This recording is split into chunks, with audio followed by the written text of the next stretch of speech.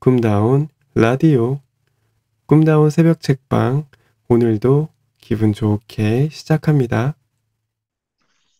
성공한 사람이 누구에게도 가르쳐주지 않는 것.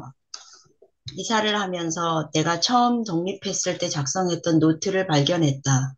노트에는 내가 회사를 설립하면서 하려는 목적과 계획이 바인더 노트에 철해져 있었다. 한동안 이 노트를 보지 않았다. 일이 계획했던 대로 되지 않아서 도중에 던져버린 것이다. 벌써 3년 전 일이다. 아마 쑥스러운 내용이 적혀 있을 거라 생각하면서 노트를 펼쳐보았다. 뭐야 이건? 나는 의자에서 굴러떨어질 뻔했다. 눈이 튀어나올 만큼 깜짝 놀랐다. 오마이갓. 나도 모르게 입에서 영어가 튀어나왔다. 그때는 꿈 같은 일이라고 생각하며 적었던 목표들이 현재 모두 이루어져 있었기 때문이다. 등골이 오싹했다. 당시만 해도 이루기 힘든 황당한 목표들이고 거의 실현 불가능하다고 생각했던 것들이었다. 독립 2년 만에 샐러리맨 시절의 연봉 10배를 실현한다. 땅을 매입해 사업과 집을 짓는다. 일본 최고의 다이렉트 마케터가 된다. 한마디로 말해서 그때는 내 분수를 몰랐다. 내가 독립했을 때 아버지는 어떤 일을 할 생각이냐? 라고 물어보셨다. 그래서 글쎄요, 직원 한 명으로 연 매출이 20억 원 정도의 사업을 하고 싶습니다. 라고 대답했다가 심하게 꾸중을 들었다. 너는 MBA까지 땄다는 놈이 사업이라는 게 뭔지 전혀 모르는구나. 경영 컨설턴트인 친구와도 의논을 해봤다. 내가 기업 회원으로만 3,000개사, 3,000개사의 클라이언트를 확보하고 싶다고 했더니 친구는 그건 있을 수 없는 일이야 라며 어이없어 했다. 무리도 아니었다. 그만큼 비상식적인 목표였기 때문이다. 그런데 오랜만에 발견한 노트를 보니 그 황당했던 목표들이 모두 실현되어 있었다. 그것도 나도 모르는 사이에 말이다. 물론 나도 여러 가지 성공 법칙에 관한 책들을 읽었다. 하지만 책을 읽으면서도 왠지 믿기지 않는 제목이야. 이렇게 해서 성공하면 고생할 사람 아무도 없지. 라고 생각하며 읽곤 했다. 맞다. 나도 당신과 같은 입장이었다. 정말 그랬는데 놀랍게도 내가 이루려고 했던 목표들이 진짜로 실현되어 버린 것이다. 도대체 어떻게 가능했던 것일까? 그 비결을 당신에게만 살짝 알려주려고 한다. 목표를 정의에 적으면 실현된다. 다시 한번 반복하겠다. 종이에 적으면 실현된다. 그렇다. 종이에 적으면 반드시 실현된다. 말도 안 돼. 이런 어처구니 없는 말을 들으려고 당신 책을 산 게 아니라고. 이렇게 말하며 화를 내는 기분은 이해하지만 잠시 내 이야기를 더 들어주길 바란다. 이런 일들이 내게만 일어났다면 굳이 책으로 쓰지도 않았다. 내 체면에 관련된 문제이기 때문이다. 하지만 내 경험담을 강연회와 세미나에서 조심스럽게 이야기했더니 저도 몇 년 전에 목표를 적어두었던 종이를 발견했는데 그 목표들이 전부 실현되었더라고요. 또는 저는 20년 전부터 이 가죽 수첩에 목표를 적어왔는데 거의 대부분 달성되었어요. 라고 말하는 사람들이 계속 나왔다. 그거다. 성공한 사람들을 모두 각자의 자리에서 같은 작업을 하고 있었던 것이다. 일본의 유명한 야구 선수인 스즈키 이치로는 초등학교 6학년 때 이런 내용의 일기를 썼다고 한다. 내 꿈은 인류 프로야구 선수가 되는 것입니다. 그리고 들어가고 싶은 구단은 주니치 드래곤즈 아니면 세이브 라이온즈입니다. 드래프트를 거쳐 입단할 때 계약금은 10억 원 이상이 목표입니다. 성공하느냐 못하느냐는 자신의 꿈, 소망, 목표를 종이에 적느냐, 적지 않느냐, 단지 그 차이밖에 없다. 하지만 그런 일은 있을 수 없다고 생각하기 때문에 아무도 시도하지 않을 뿐이다. 좋은 목표와 나쁜 목표. 자신의 목표를 종이에 적어두자. 그러면 잊을 만한 무렵에 실현되어 있다. 그렇다면 이제 당신이 해야 할 일은 간단하다. 목표를 종이에 적으면 된다. 하지만 이왕 마음 먹고 하는 일인 만큼 실현할 수 있는 확률을 높이고 싶을 것이다. 그러기 위해서는 목표 설정을 정확히 하는 것이 중요하다. 목표에는 좋은 목표와 나쁜 목표가 있다. 좋은 목표는 당신이 목표를 향해 나아가도록 자동 조정한다. 반대로 나쁜 목표는 도중에 장애가 생겨 좌절하기 쉽다. 안타깝게도 대부분의 사람들은 나쁜 목표를 세운다. 목표를 실현하기 쉬운 메커니즘을 모르기 때문이다. 그래서 당신에게는 좋은 목표를 설정하는 방법을 기뜸해 주려 한다. 좋은 목표를 설정할 때 가장 중요한 것은 자신이 정말 하고 싶은 일을 찾는 것이다. 그 정도는 나도 알고 있다고 말할지 모르겠다. 하지만 대부분의 사람들은 자신이 정말 하고 싶은 일을 잘못 알고 있다. 하고 싶지 않은데도 하고 싶어 한다고 단단히 믿고 있는 것이다. 정말로 하고 싶은 일을 찾으려면 반드시 다음 과정을 시도해 보기 바란다. 간단하지만 매우 강력한 방법이다. 우선 종이 한 장을 준비해 하기 싫은 일을 적어라. 절대 잘못 말한 게 아니다. 하고 싶은 일을 정확하게 찾기 위해서는 먼저 하기 싫은 일부터 명확하게 골라내야 한다. 이것이 포인트다. 상식적인 성공 법칙을 알려주는 책들은 하고 싶은 일을 정확히 찾아라 라는 이야기로 시작한다. 그런데 자기가 하고 싶은 일이 무엇인지 모른다거나 다른 사람의 시선을 의식해야 하는 경우가 많다. 예를 들어 어느 회사 사장이 목표를 증권거래소 상장이라고 발표했다고 하자. 그러면 판매 실적을 올리기 위해 거래처를 확대하게 되고 내키지 않는 고객도 늘어나게 된다. 게다가 조직이 커지면서 부하 직원들과 의견이 충돌하는 일도 잦아지는 등 회사가 계획한 대로 돌아가지 않게 된다. 이런 과정을 겪다 보면 역시 상장은 무리였어. 그냥 이대로가 낫겠어 라며 상장하고 싶은 마음이 사라져버린다. 그런데 막상 사전단 모임에 참석하니 매출액 규모가 큰 회사를 추켜 세우고 세미나에서는 상장한 회사에 대해 정말 대단하다고 설명한다. 그런 이야기를 듣다 보면 사장은 우리 회사도 상장할 거니 규모를 키워야겠군 하고 다시 마음을 바꾸게 된다. 회사 규모를 축소해야겠다고 생각하다가 또다시 확대하겠다고 생각을 바꾸면서 이리저리 진자처럼 계속 흔들린다. 그러면서 10년, 20년 훌쩍 지나가 버린다. 실제로 이런 경우가 아주 많다. 그렇다면 어떻게 해야 진, 진자 상태에서 벗어날 수 있을까? 우선 이리저리 흔들리는 두 가지 마음을 인식해야 한다. 그러기 위해서는 하기 싫은 것부터 적어본다. 지금 당신의 인생에서 이 순간 지워버리고 싶은 것부터 적는다. 악의 화신이 될 수 있는 한 내 멋대로 적는 것이다. 상식 따위는 집어치워라. 자신의 더러우면 이기적인 면과 그대로 마주치자. 어떤 것부터 적어야 할지 모르겠다면 내가 예전에 쓴 노트를 참고해도 좋다. 고객이라고 무조건 굽신거리지 않는다. 재고가 생기지 않게 한다. 애프터 서비스가 필요한 상품은 팔지 않는다. 정직원은 채용하지 않는다. 몸을 혹사하는 일은 하지 않는다. 마음에 들지 않는 회사나 사람과는 거래하지 않는다. 콜드콜은 하지 않는다. 무료로 상담하지 않는다. 하청은 받지 않는다. 가능한지 불가능한지는 따지지 말고 어쨌든 하기 싫은 일을 모조리 적는다. 그렇다면 이렇게 해야 하는 이유는 과연 무엇일까?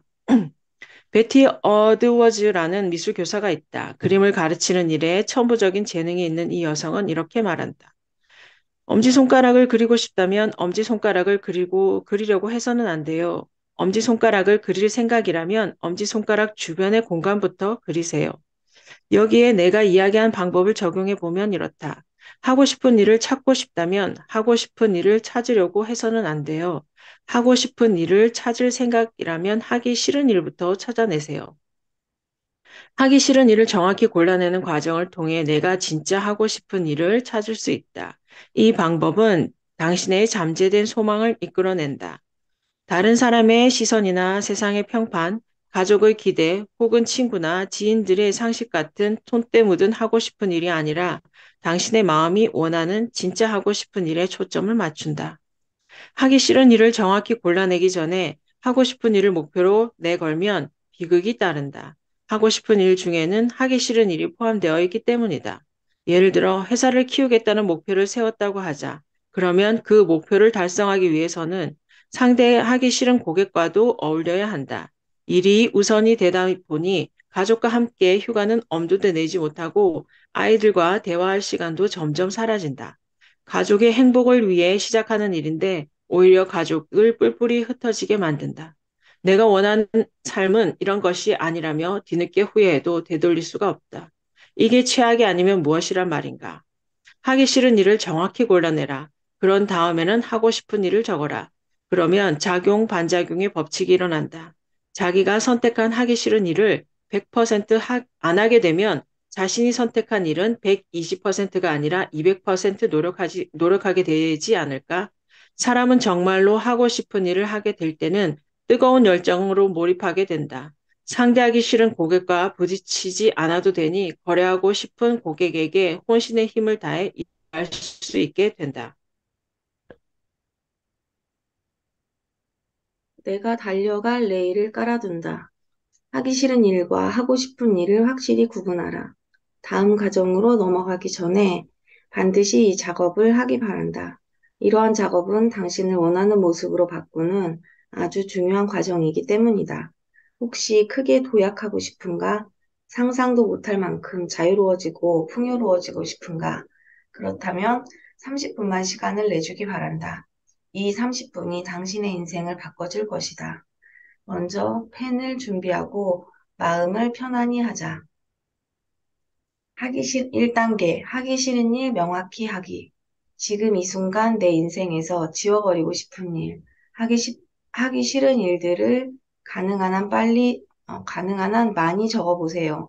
당신이 마법사라면 무엇을 제거하고 싶습니까? 당신이 앞뒤 생각하지 않고 일단 일을 저지르는 사람이라면 제일 먼저 무엇을 그만두겠습니까? 깊이 고민하지 말고 떠오르는 대로 적으세요.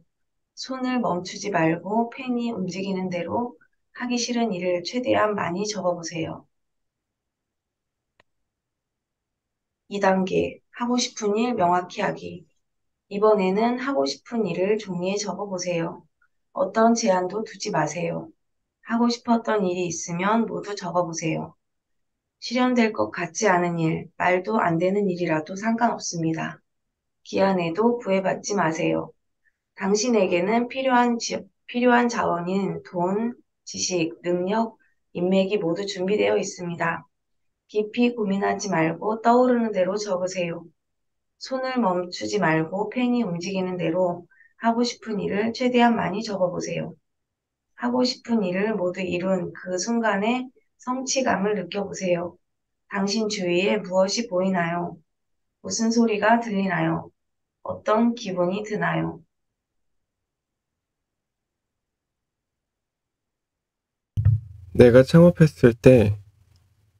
내가 창업했을 때 이 2단계 과정을 통해 명확히 찾아낸 하고 싶은 일들은 다음과 같다. 33세에서 36세 동안 하고 싶은 일. 일본 최고의 다이렉트 마케터가 된다. 사업과 집을 짓는다. 37세에서 39세 동안 하고 싶은 일. 재능 있는 많은 사람들을 억만장자로 만든다. 사회 공헌을 위한 기금을 마련하고 보람 있는 사업을 시작한다. 나는 올해 37세다. 노트를 보고 알게 된 사실이지만 33세부터 36세까지 하고 싶은 일은 이미 실현되었다. 그런데 놀라운 사실을 발견했다. 내가 37세부터 39세까지 하고 싶은 일은 재능 있는 많은 사람들을 억만장자로 만든다라는 목표였다. 신기하게도 나는 올해 억만장자 창출 프로젝트라는 사업을 시작했다. 이 프로젝트에 대해 이미 5년 전에 종이에 적어두었다는 사실을 까맣게 잊고 있었는데도 말이다. 결국 나는 5년 전 종이에 적었던 목표를 지금 꼭두각시 인형처럼 실행하고 있을 뿐이다. 모든 일들은 자신이 이전에 깔아놓은 레일 위를 달려간다. 자기 스스로 깔아놓은 레일을 달리는 사람과 다른 사람이 깔아놓은 어디로 가는지도 모르는 레일을 달리는 사람은 인생의 속도가 확연히 다르다. 하기 싫은 일과 하고 싶은 일 사이에서 결판을 짓는다. 하기 싫은 일과 하고 싶은 일은 명확히 졌는가? 이 두 가지는 서로 부딪히는 경우가 있다. 나는 당신에게 하고 싶은 일만 하고 하기 싫은 일을 하지 말라고 이야기하는 것이 아니다. 중요한 것은 하기 싫은 일과 하고 싶은 일 사이에서 결판을 짓는 것이다. 결판을 짓는다는 것은 어떤 의미일까? 예를 들어 보겠다. 어느 재활용 업체의 사장이 하기 싫은 일의 리스트를 작성했다. 그랬더니 실은 재활용 업체를 운영하고 싶지 않다는 사실을 깨달았다. 대신 그가 하고 싶은 일은 경영 컨설팅이었다. 사장은 고민 끝에 직원에게 회사를 넘겼다. 그렇다고 하락세를 이어가는 회사를 넘긴 것은 아니었다. 속이 알찬 번듯한 회사였다. 효율이 매우 높은 고객 확보 시스템과 최소한의 인원으로 운영할 수 있는 조직을 갖추고 이제 막 이익을 회수하려는 시점이었다. 회사를 계속 운영하면 예측 가능한 수익이 보장된다. 그러나 사장은 하기 싫은 사업을 앞으로 몇 년이나 계속하는 것은 인생을 낭비하는 일이라고 생각했다. 재활용 업체를 운영하고 성장시키면서 큰 배움을 얻었지만 자신은 이제 그 사업에서 더 배울 것이 없다고 결론 내렸다. 재활용 업체 운영이라는 하기 싫은 일을 더 이상 계속할 필요가 없겠다고 결판을 지은 것이다. 여기서 주의할 점은 사장이 단순히 하기 싫은 일을 그만둔 게 아니라는 사실이다. 사장은 경영 컨설턴트가 되어 다시 회사를 설립했다. 당시에는 자신이 컨설턴트로서 잘 해낼 수 있을지 불안했지만 몇 개월이 지난 지금은 전보다 많은 수입을 올리고 있다.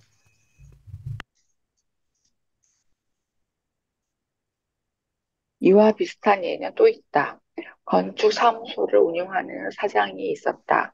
그는 나를 찾아와 건축업이 하기 싫다고 고백했다. 이야기를 들어보니 그는 건축 사무소를 하기 싫다기보다 머리를 숙인 영업이셨던 것이다. 나는 다시 생각해 보라고 했다. 건축사무소를 운영하기 싫은 건 아니고요. 단지 하고 싶지 않은 거죠. 그렇다면 영업을 하지 않고 그 자세로 사무소를 운영해 보면 어떨까요? 다음날 그는 직원들에게 하기 싫은 일이 무엇인지 물어보자 고왔다. 그러자 그들도 같은 대답을 했다. 사장님, 저희는 억지로 영업하고 싶지 않습니다. 그렇다면 굳이 안 와도 돼. 네? 그러면 고객이 없지 않습니까? 무슨 소린가? 앞으로는 고객이 우리에게 부탁하러 오게 만들어야지. 이제부터는 그런 시스템으로 운영할 걸세. 사장은 창업한 지 2년 만에 주택 59채를 수주받았고 현재 지역 1위 업체를 이끌고 있다. 단순히 하기 싫은 일 하지 않아도 된다. 고 단세포적으로 해석하지 않기를 바란다. 세미나에서 설레이는 일만 하며 성공한다. 라는 이야기를 듣고 실제로 일을 그만둔 사람을 보았다. 그래서 어떻게 할 생각인가요? 라고 물으면, 어쨌든 저는 지금 이 순간에 충실할 뿐입니다. 라고 답한다. 이런 식으로 회사를 그만둔 이들은 세미나에서 자원봉사를 하거나 빈둥거리는 실업자로 전락한다. 하기 싫어도 해야 하는 일도 분명히 있다. 배워야 할 것을 제대로 배우지 않고 내던져 버리면 똑같은 상황이 반복될 뿐이다. 그래서 하기 싫은 일과 하고 싶지 않은 일 사이에서 결판을 질 필요가 있다. 결판을 짓기 위해 스스로에게 다음과 같은 질문을 해보자. 정말로 하기 싫은가? 하기 싫은 일 중에서도 제일 하기 싫은 일은 무엇인가? 예, 회사를 회사가 싫은 것이 아니라 저 자세로 영업하는 일이 싫다. 다음 단계 나가기 위해 지금까지 쌓은 경험을 통해 충분히 배웠다고 생각하는가? 아직 충분히 배우지 못했다면 좀 더 배우기 위해 무엇을 해야 하는가? 그리고 언제까지 할 것인가? 다시 말해, 지금이 내가 하고 있는 일을 졸업할 때인지 아닌지를 판단할 시점이라는 이야기다. 하고 싶은 일과 하기 싫은 일 사이에서 결판을 짓는 방법에 대해서는 제7습관 결단을 내리고 사고 과정을 배운다. 해서 다시 한번 이야기를 할 예정이다. 지금은 하기 싫은 일과 하고 싶지 않은 일을 명확하게 분별해서 하고 싶은 일이 정말로 내가 하고 싶은 일인지 아니면 다른 이들의 시선을 의식한 목표는 아닌지 확인하기 바란다.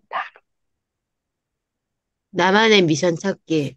하기 싫은 일과 하고 싶은 일을 하나하나 적다 보면 도대체 내가 무엇을 위해 살아가고 있는지를 생각하게 된다.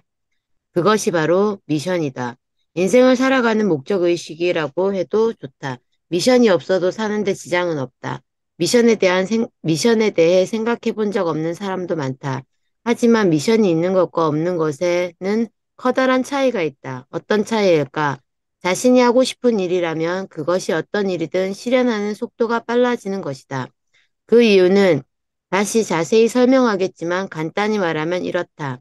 누구든 일상적인 활동에서 목적의식을 갖게 되면 뇌의 안테나는 그 목적의식에 초점을 맞춰 아주 민감하게 반응해 필요한 정보와 자원을 효율적으로 확보한다.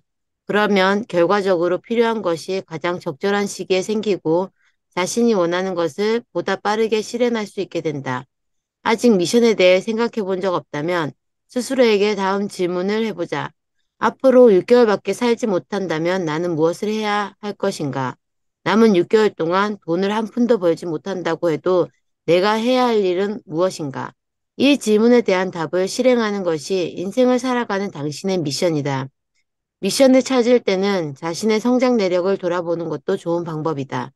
어린 시절의 경험이 내 현재 나의 미션으로 이어지는 경우가 많기 때문이다. 과거의 기억을 떠올려 보자. 어렸을 때 겪은 괴로움은 무엇이었나? 아버지 혹은 어머니와 어떤 갈등을 겪었는가? 지금까지 어떤 어려움이 있었는가? 그 어려움은 어떤 의미가 있다고 생각하는가? 미션이 멋있었어요. 미션이 멋있어 보일 필요는 없다. 맨 처음 내 미션은 상식을 깨면 성공한다였다. 간단 명료하고 제멋대로였지만 상관없었다. 지금 생각해도 꽤 괜찮은 미션이다. 앞에서도 말했듯이 성장 초기에는 약간 이기적이어도 괜찮다. 처음부터 완벽하게 갖춘 상태에서 시작하지 않아도 된다. 일단 시작하는 것이 중요하다. 출발은 완벽하지 않더라도 어느 정도 안정되면 사회에 공헌하고 싶은 욕구가 생긴다. 내가 운영하는 두 회사의 미션은 나 개인의 미션과 겹치는 부분이 있어서 소개해 본다. 세계 최첨단 학습 방법을 전수해 일본에서 교육혁명을 일으키고 세계적으로 인정받는 뛰어난 인재를 단기간에 많이 배출한다. 그 결과 일본의 뛰어난 문화, 사상, 기술을 전 세계에 알리는 데 중심 역할을 한다. 업적을 세우는 일에 최선을 다하며 상식에 얽매이지 않고 혁신을 추구하는 회사의 최신 경영 비법 및 기술을 전수한다. 막강한 경쟁력을 갖춘 다수의 회사들을 창출해 중소기업을 활성화하는 중추적인 역할을 한다. 내가 생각하기에도 거창하다. 과연 가능할까 싶다. 미션은 없는 것이 낫다는 사람도 있다. 자신의 미션을 강조하는 사람이 있기 때문이다. 신흥 종교를 알리는 것이 나의 미션이라는 사람에게 가치관을 강요받을 수도 있으니 말이다. 그럼에도 나는 미션은 반드시 있는 편이 좋다고 생각한다. 미션 유무에 따라 목표를 달성하는 속도가 자전거와 제트기만큼이나 큰 차이가 나기 때문이다. 미션은 정말이지 거창할 필요가 없다. 어디까지나 자신의 능력치를 최대한으로 끌어내기 위한 일종의 테크닉이라고 간주하면 된다. 또한 자기 자신을 위한 미션이어야 하며 다른 사람에게 강요해선 안 된다. 자신의 미션을 적어보고 싶다면 다음 페이지를 활용해보자. 자, 준비됐는가? 앞으로 6개월밖에 살지 못한다면 나는 무엇을 해야 할 것인가? 마음을 편안하게 하고 완벽하게 쓰려고 하지 말자. 어차피 나중에 바뀔 테니까. 자신의 마음에 솔직하되 깊이 고민하지 말고 느끼는 대로 적어보자. 나의 미션. 앞으로 6개월밖에 살지 못한다면 나는 무엇을 해야 할 것인가? 남은 6개월 동안 돈을 한 푼도 벌지 못한다고 해도 내가 할 일은 무엇인가? 왜 종이에 적으면 실현되는가? 꿈과 목표를 가져라. 초등학교 때부터 들었던 말이다. 하지만 아는 것과 실제로 행하는 것 사이에는 엄청난 간극이 있다. 왜 목표를 확실히 하면 상상도 못 해본 능력이 발휘되는 것일까? 나 역시 성공 법칙에 관한 책이라면 몇백 건이나 읽었다. 그런데 직접 실행해보니 충격적이었다. 너무나 엄청난 충격이라 그 에너지를 사람들에게 전하지 않을 수 없었다. 도대체 왜 목표를 종이에 적으면 실현되는 걸까? 정말 신기했다.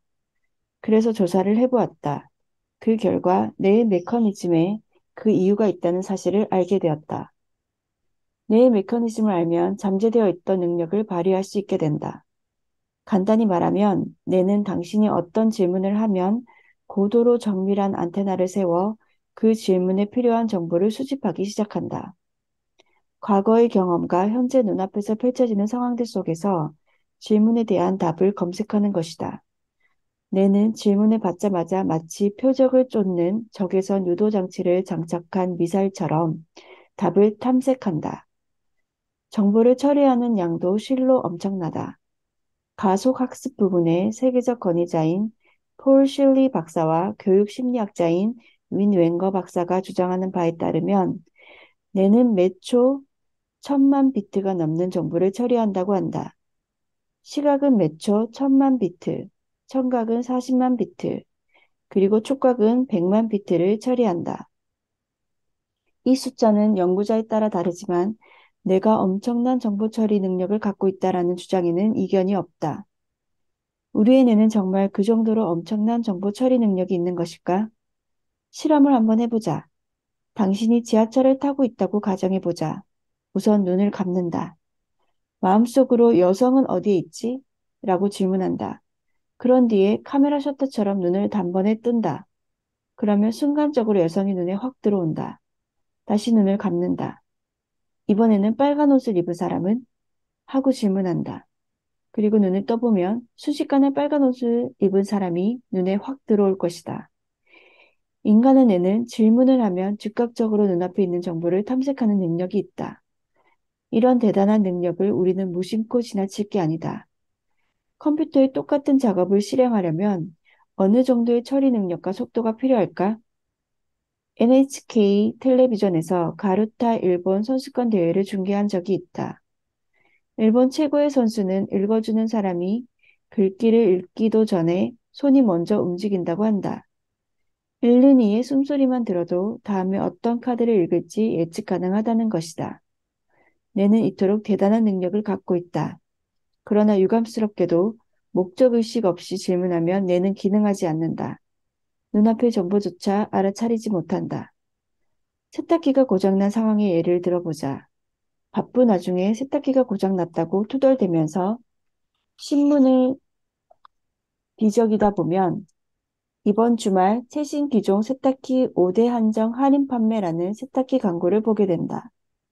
사실 한정 할인 판매 행사는 매주 진행되고 있었다.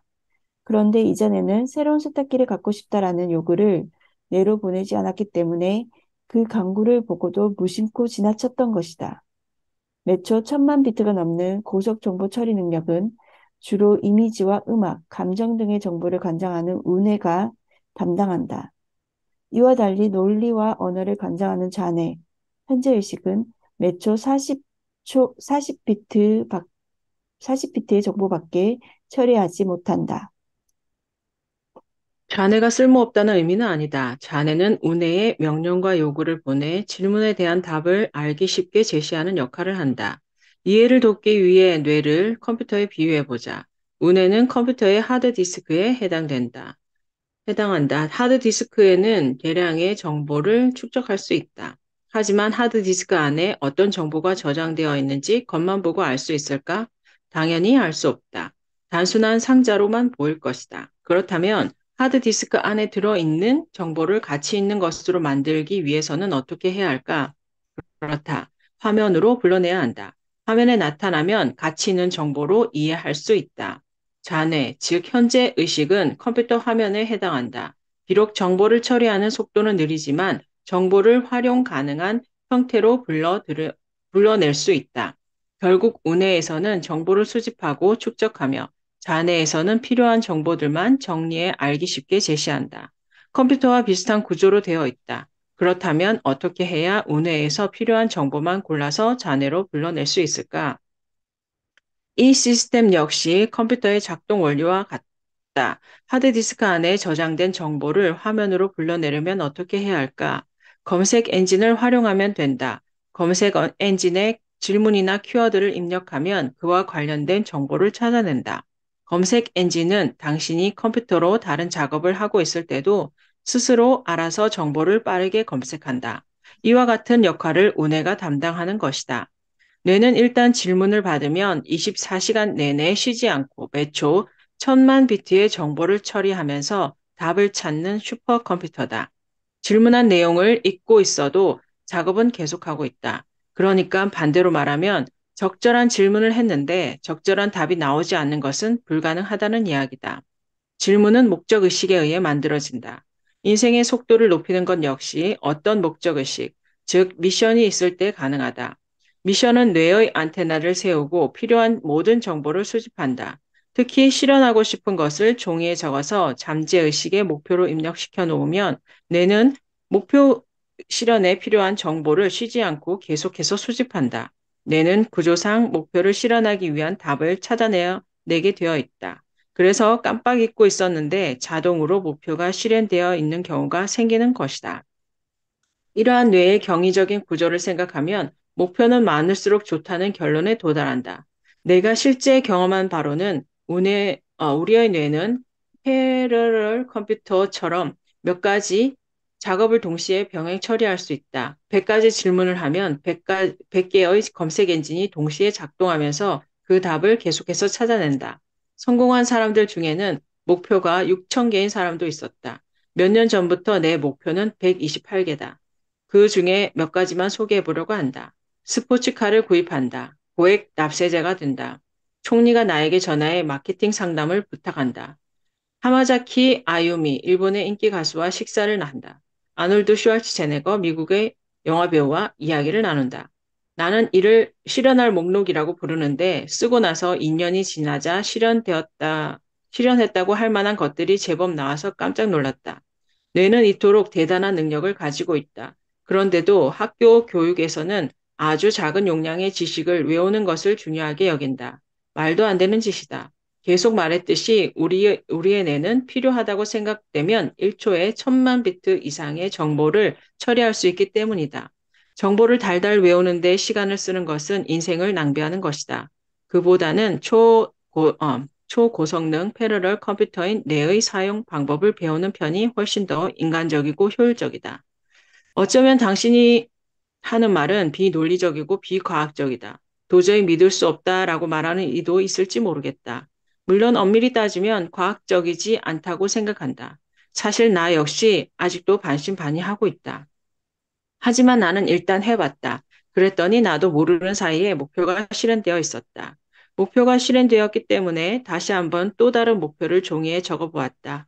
한 번은 실현되었지만 다음번에 또 그렇게 될까 하면서. 그랬는데 이번에도 또 실현되었다. 와, 진짜 말도 안 돼. 라며 놀라는 사이에도 내가 실현할 목록이 하나씩 하나씩 이루어지고 있다. 그러니 이제는 믿든 안 믿든 과학적이든 아니든 아무래도 상관없다. 그저 하면 되는 거니까 하면. 그러니까 당신도 속는 셈 치고 목표를 몇 개쯤 적어보라고 권하는 것이다. 믿져야 본전이다. 실현되지 않는다고 당신이 손해볼 것은 없다. 있다면 종이 한 장과 몇 분의 시간을 허비했을 뿐이다. 그러나 적어놓은 목표 중 하나라도 실제로 이루어진다면 그때는 나에게 뭐라고 할 것인가? 부자와 보통 사람의 대화. 지금까지 인간의 뇌는 3%도 사용되지 않았다고 들었는데 정말인가요? 그래, 맞아. 문제는 나머지 97%를 어떻게 사용할 것인가 하는 거지. 하지만 아무도 아는 사람이 없었다네. 나머지 97%, 그러니까 잠재의식을 사용하기 위해서는 질문을 하는 것이 스위치가 되겠군요. 그렇지, 질문이 스위치인 셈이지. 아인슈타인도 만약 내가 살해당할 것 같은 상황에서 살아남을 방법을 궁리하는데 주어진 시간이 1시간밖에 없다면 처음 55분은 적절한 질문을 찾는 데 쓸 것이다 라고 말했지. 그만큼 질문이 중요하다는 이야기네. 질문을 하려면 목표의식이 있어야 하는 거죠. 자신만의 미션이 있으면 꿈이 실현되는 속도도 더 빨라지는 것이고요. 그래서 말인데요.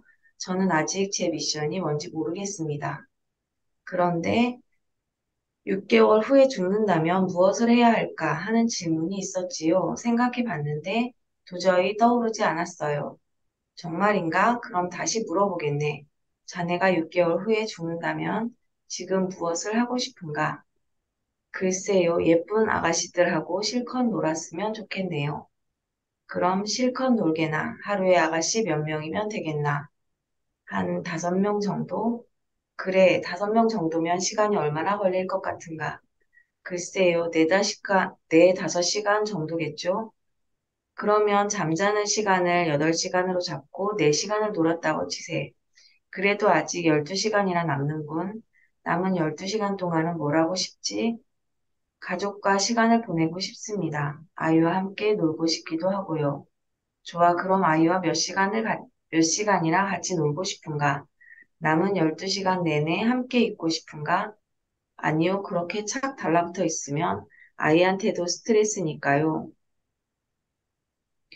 그러면 몇 시간? 글쎄요, 한 5시간 정도?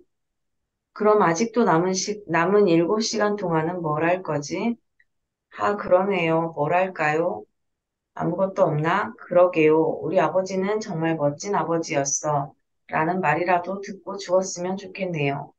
구체적으로, 글쎄요. 저는 어렸을 때 아주 낡은 집에서 살았습니다. 천장에 구멍이 나 있어서 밤에 잠자리에 누우면 별이 보였지요. 그래서 할 수만 있다면 많은 사람들에게 좋은 집을 지어주고 싶어요. 방금 자네가 한 대답이 자네의 미션과 연관된 거라네. 그리고 설사 돈을 못 번다 해도 해야 할 일을 찾은 거네. 그 일에 열심히 몰두하다 보면 윤택해질 수도 있는 거고. 24시간 진지하게 일에 몰두하게 되니 성공하지 않을 수 없겠군요. 그렇게 할 수 있다면 어떨 것 같은가?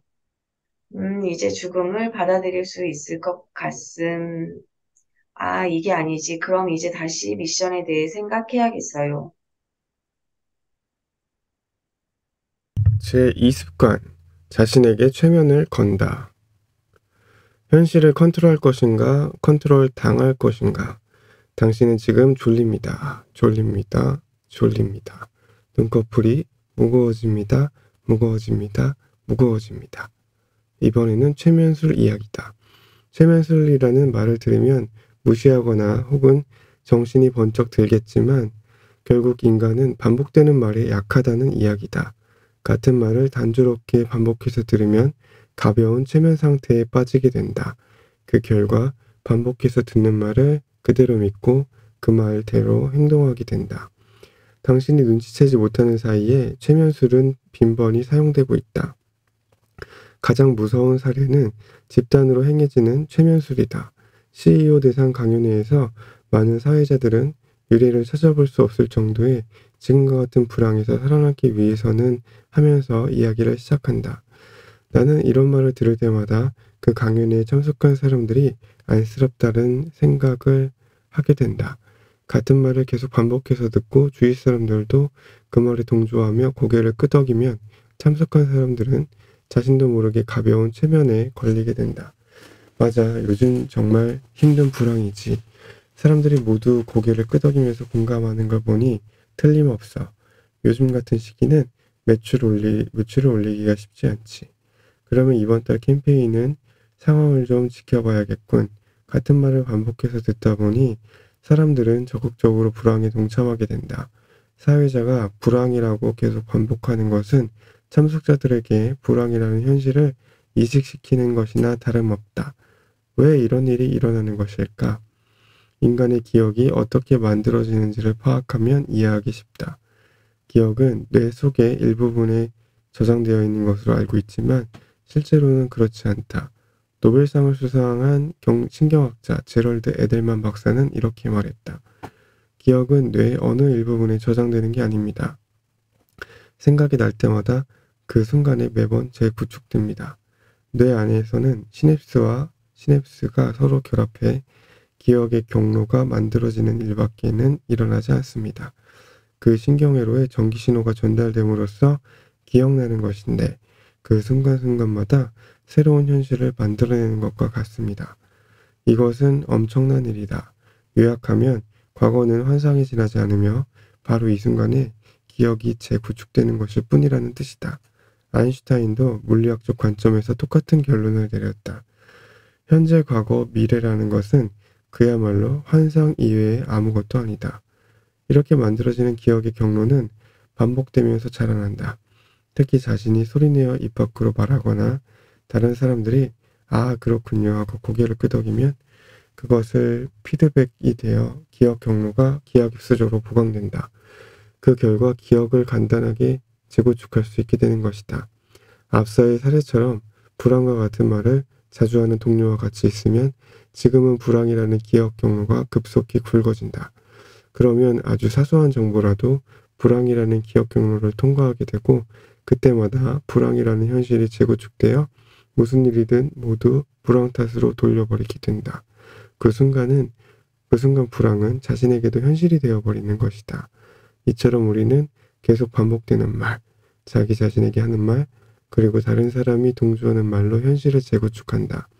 그러다 보니 주위 환경, 어떤 사람을 자기 주변에 두는가로 자신의 현실도 바뀌어 버린다. 정말 무서운 일이다. 그렇다면 우리에게는 두 가지 선택만 남는다. 다른 사람에게 나의 현실을 컨트롤 당할 것인가? 아니면 내가 나의 현실을 컨트롤할 것인가? 둘 중 하나다. 네, 감사합니다. 여기까지 할게요.